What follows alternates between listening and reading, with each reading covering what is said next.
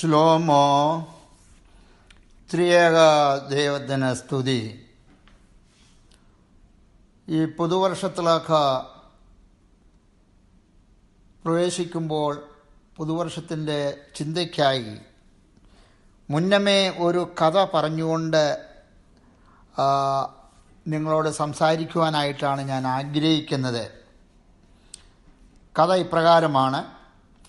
ഒരിക്കൽ ഒരു മനുഷ്യൻ കാട്ടുതേൻ അന്വേഷിച്ച് വനത്തിലൂടെ പോകുമ്പോൾ ഒരു സിംഹം അദ്ദേഹത്തിൻ്റെ പുറകിലൂടെ ഓടി വരുന്നത് കണ്ട് ജീവരക്ഷയ്ക്ക് വേണ്ടി മുമ്പിലുള്ള കല്ലും പാറയും മരങ്ങളും വകവയ്ക്കാതെ ജീവനും കൊണ്ട് ഓടുകയാണ് അദ്ദേഹം. സിംഹമാണെങ്കിൽ തൻ്റെ ഇരയെ പിടിക്കുന്നതിന് വേണ്ടി കുതിച്ചു പായുന്നു. ഈ മനുഷ്യൻ്റെ കണ്ണും മൂക്കും അടച്ചുള്ള ഓട്ടത്തിൽ അയാൾ ആഴമേറിയ ഒരു കിണറുപോലുള്ള വലിയ ഒരു കൊക്കയിലേക്കാണ് ഓടിച്ചെന്ന് ചാടിയത്. ചാടുന്ന ചാട്ടത്തിൽ കൊക്കയിലേക്ക് തൂങ്ങിക്കിടക്കുന്ന മരവള്ളികളിൽ ഒന്നിൽ പിടികിട്ടി. സിംഹത്തിൻ്റെ പിടിയിൽ നിന്നും രക്ഷപ്പെട്ടല്ലോ എന്ന ആശ്വാസത്തിൽ ഒന്ന് ദീർഘമായി ശ്വസിച്ചുകൊണ്ട് താഴെ അഗാധത്തിലേക്ക് നോക്കിയപ്പോൾ ഉഗ്രവിഷമുള്ള പാമ്പുകളുടെ കൂട്ടം കിടക്കുന്ന ഭീകരമായ കാഴ്ച അയാളെ വല്ലാതെ ഭയപ്പെടുത്തി. കൈ വിട്ടുപോയാൽ താഴേക്ക് വീഴുന്നത് വിഷപ്പാമ്പുകളുടെ ഇടയിലേക്കാണ്. എങ്ങനെ രക്ഷപ്പെടും എന്ന് ചിന്തിക്കുമ്പോൾ തൻ്റെ പുറകെ വന്നിരിക്കുന്ന സിംഹം തന്നെ നോക്കി കുഴിയുടെ അരിയിൽ കരയിൽ അയാളെ നോക്കി ഗർജിക്കുന്നു. താഴെയാണെങ്കിൽ ഉഗ്രവിഷമുള്ള പാമ്പിൻ കൂട്ടങ്ങൾ. ഇതിൻ്റെ ഇടയ്ക്ക് അദ്ദേഹം മേളിലേക്ക് പതുക്കെ നോക്കിയപ്പോൾ ഒരു കറുത്ത എലിയും മറ്റൊരു വെളുത്ത എലിയും കൂടി താൻ തൂങ്ങിക്കിടക്കുന്ന വള്ളി കടിച്ചു മുറിച്ചുകൊണ്ടിരിക്കുന്നു. ഇതും കൂടെ കണ്ടപ്പോൾ അയാൾക്ക് ആകപ്പാടെ പരവേശവും വിഷമവും പ്രയാസവും ദുഃഖവുമായി. താൻ തൂങ്ങിക്കിടക്കുന്ന ആ മരവള്ളി ഈ എലികൾ രണ്ടും എപ്പോഴും പൊട്ടിക്കുമെന്നതായി. രക്ഷപ്പെടാനുള്ള അവസരം എല്ലാം നഷ്ടപ്പെട്ടുകൊണ്ടിരിക്കുന്ന എന്നുള്ള ചിന്തയിൽ കണ്ണടച്ച് പ്രാർത്ഥിച്ചുകൊണ്ടിരിക്കുമ്പോൾ തണുപ്പുള്ള എന്തോ ഒന്ന് തൻ്റെ തലയിൽ വന്ന് വീഴുന്നതായി തോന്നി. ഇതെന്താണെന്നറിയാൻ അദ്ദേഹം നേരെ മേളിലേക്ക് നോക്കിയപ്പോൾ ഉയരത്തിൽ ഞാണ്ട് നിൽക്കുന്ന മരക്കൊമ്പിലുള്ളതായ ഒരു തേനീച്ച കൂട് പൊട്ടി അതിൽ നിന്നും തേൻ ധാരധാരിയായി തൻ്റെ തലയിലേക്ക് വീഴുന്നു. ഭയാനകമാകുന്ന ആ അവസ്ഥയിൽ അല്പം ആശ്വാസം കിട്ടിയെന്ന് ചിന്തിച്ച് താഴേക്ക് വീണുകൊണ്ടിരിക്കുന്ന തേൻ താൻ വായ പൊളിച്ച് അത് വായിലേക്ക് സ്വീകരിച്ചു രുചിച്ചുകൊണ്ടിരുന്നു. ആ തേൻ്റെ രുചിയിൽ അല്പസമയത്തേക്ക് താൻ സകലതും മറന്നുപോയി. ഇതാണ് കഥ. ഇനി കഥയിൽ അടങ്ങിയിരിക്കുന്നതായ ആശയങ്ങൾ എന്തെന്ന് ഞാൻ പറയാൻ പോവുകയാണ്. ഈ കഥയിലെ മനുഷ്യൻ, ഈ വള്ളിയിൽ ഞാണ്ട് കിടക്കുന്നതായ മനുഷ്യൻ എന്ന് പറയുന്നത് ഞാനും നിങ്ങളുമാണ്. സിംഹം എന്ന് പറയുന്നത് നമ്മൾ ഏത് സമയത്തും എവിടെയും വെച്ച് പിടികൂടുന്ന മരണദൂതനാണ്. സർപ്പക്കുഴി എന്നത് നമ്മളുടെ ശവക്കുഴിയാണ്. തൂങ്ങിക്കിടക്കുന്ന മരവള്ളി എന്നത് നമ്മളുടെ ഈ ജീവിത ആയുഷ്കാലമാണ്. അത് കടിച്ചു മുറിക്കുന്ന വെളുത്ത എലി നമ്മളുടെ ഓരോ ദിവസത്തിലെ പകൽ ആണ്. കറുത്ത എലി ഓരോ ദിവസത്തിലെ രാത്രികാലമാണ്. ദിവസങ്ങൾ മുമ്പോട്ട് പോകും തോറും നമ്മുടെ ആയുസിൻ്റെ ദിനങ്ങളും സമയങ്ങളും ചുരുങ്ങിക്കൊണ്ടിരിക്കുന്നു എന്നാണ് ഇതിൽ നാം മനസ്സിലാക്കേണ്ടത്. മേളിൽ നിന്നും വീഴുന്ന തേൻ തുള്ളികൾ നമ്മുടെ ജീവിതത്തിലെ ദൈവം നൽകുന്നതായ സന്തോഷം, സമാധാനം, അനുഗ്രഹങ്ങളും കൃപകളുമാണ്. ഓരോ വ്യക്തിയും മനസ്സിലാക്കേണ്ടത് ഈ ജീവിത ഓട്ടത്തിൽ നാം മരണത്തോട് അടുത്തുകൊണ്ടിരിക്കുന്നു. അതല്ലെങ്കിൽ ഏത് സമയത്തും മരണദൂതൻ നമ്മളെ പിടികൂടും. അതിന് പ്രായപരിധിയില്ല. കുഞ്ഞെന്നോ യൗവനക്കാരനെന്നോ ബാല്യക്കാരനെന്നോ മധ്യവയസ്കനെന്നോ വൃദ്ധനോ ഒന്നുമില്ല. സ്ത്രീയെന്നോ പുരുഷനെന്നോ യാതൊരു കരുണയും ഈ മരണദൂതൻ ഇല്ല എന്നുള്ള സത്യം നമ്മൾ അറിഞ്ഞിരിക്കണം. നീതിസാരത്തിൽ ഇതിനെക്കുറിച്ച് ഇപ്രകാരം പറയുന്നുണ്ട്. എന്താണ് നീതിസാരത്തിൽ പറയുന്നത്?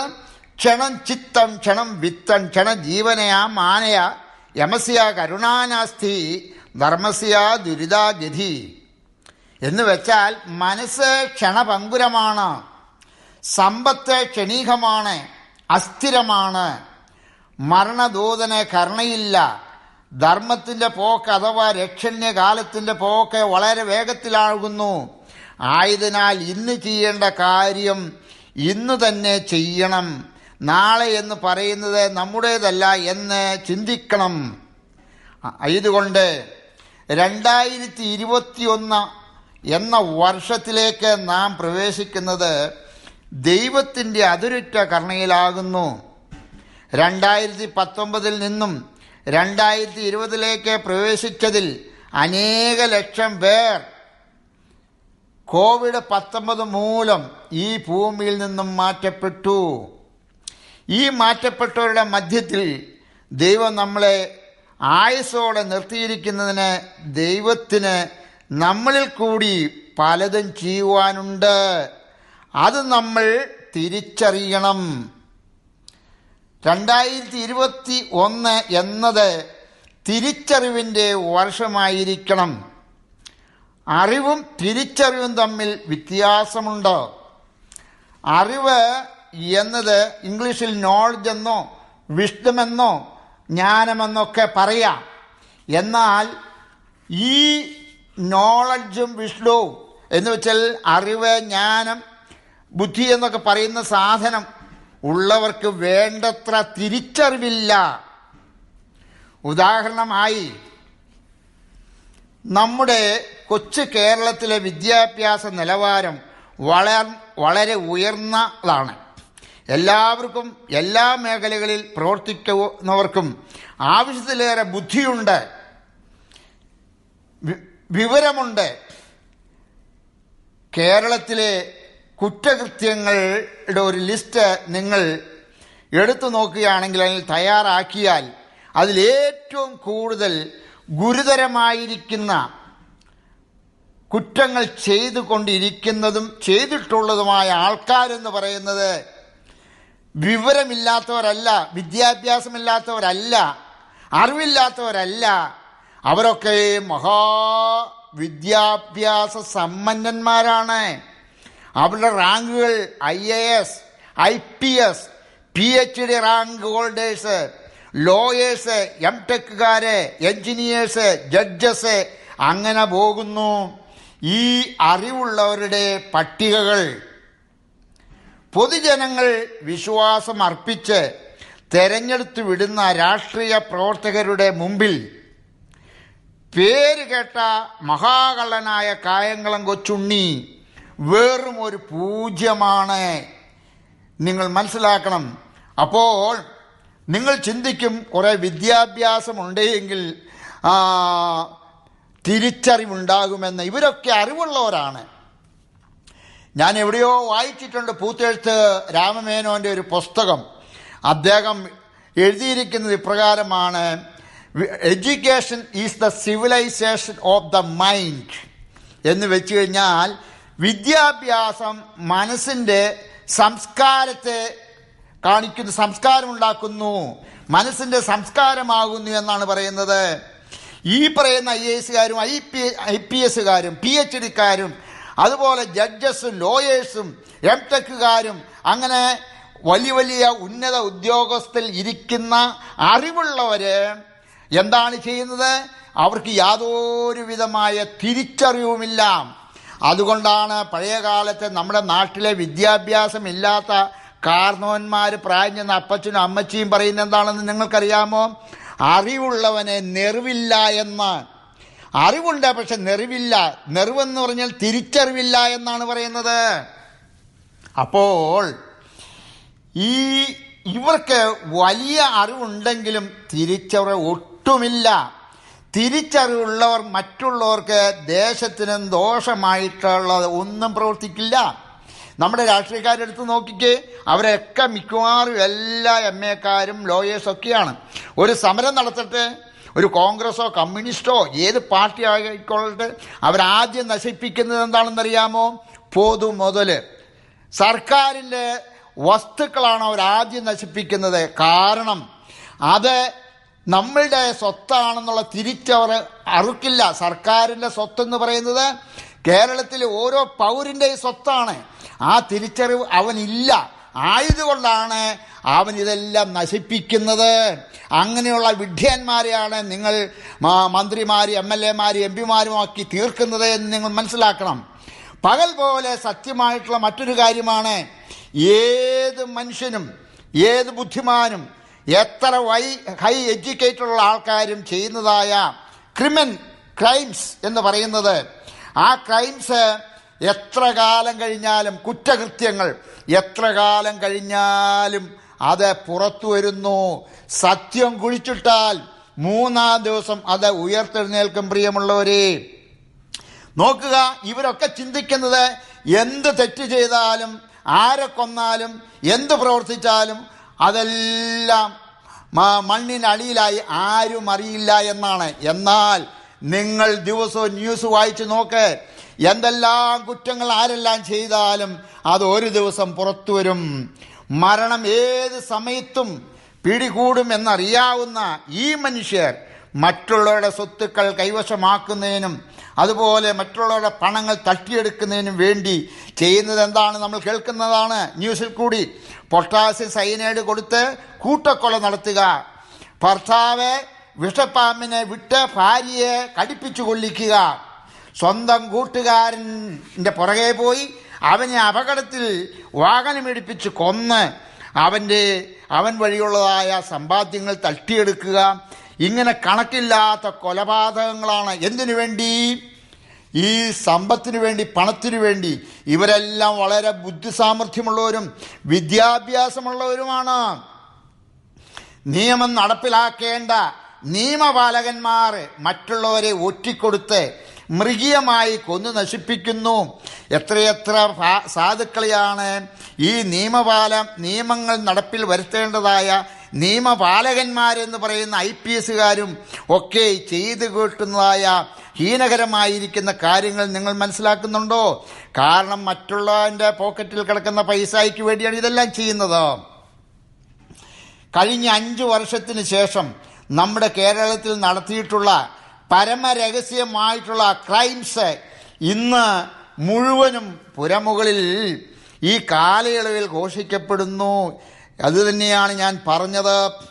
ഒരു കള്ളത്തരവും ഒരു കുറ്റവും ഒരു പാപവും നിങ്ങൾക്ക് മറച്ചു വയ്ക്കാൻ സാധിക്കുകയില്ല. നിന്റെ പാപം നിന്നെ പിന്തുടരും. ഇത് വിശുദ്ധ വേദപുസ്തകത്തിലെ വചനമാണ്. ദൈവം അരുളി ചെയ്തിരിക്കുന്നതാണ്, അതിന് മാറ്റമില്ല. നിർമ്മലരായിട്ടുള്ള വിശ്വാസികളെ സ്വർഗത്തിലേക്ക് നയിക്കാൻ കടപ്പെട്ടവരും സഭയെ മേച്ചു ഭരിക്കുന്നവരുമായ ഇടയന്മാരെ ഇന്ന് ചെയ്തു കൂട്ടുന്ന സാമൂഹ്യ പാപങ്ങൾ എന്തുമാത്രം എന്ന് എണ്ണിയാൽ തീരില്ല. ആയതുകൊണ്ട് ഇന്ന് വിശ്വാസികൾ പള്ളിയിൽ പോകുന്നില്ല. ഇവരെല്ലാം അറിവുള്ളവരാണ്, എന്നാൽ ഇവർക്ക് തിരിച്ചറിവില്ല.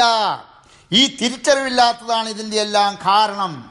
അറിവുള്ളവര് എന്നാൽ തിരിച്ചറിവില്ലാത്തവരുമായ മിടുക്കന്മാരും മിടുക്കികളും ആയവർ കൂട്ടക്കൊല ചെയ്തും അനേകരെ പറ്റിച്ചും വഞ്ചിച്ചും ഉണ്ടാക്കുന്ന കോടാനുകോടി രൂപയുടെ സ്വത്തുക്കളിൽ ഒരു നയാ പൈസ പോലും അനുഭവിക്കുവാൻ ഭാഗ്യമില്ലാതെ കേസും കൂട്ടവുമായി നടന്ന് അവസാനം ജയിലറയിൽ ജീവാവസാനം കഴിച്ചുകൊണ്ട് ഉടയവർക്കും ഉറ്റവർക്കും നാണക്കേടിൻ്റെ പേർ ചാർത്തുന്നു എന്നത് മാത്രമാണ് മിച്ചം.